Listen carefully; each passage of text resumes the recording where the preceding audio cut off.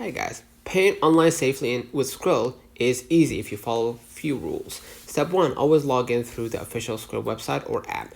Avoid links from emails or social media to prevent phishing. Step 2, Skrill. You select Skrill as your payment method on supported sites. Enter your Skrill email and confirm the transaction via your dashboard. Step 3, enable 2FA in settings. This adds a second layer of protection for every online payment. Step 4. Check for payment notifications. Skrill sends instant alerts for every transaction.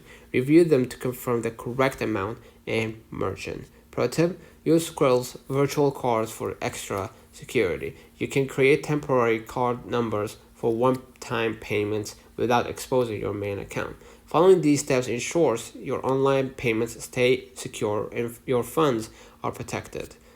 So, don't forget to like and subscribe. See you.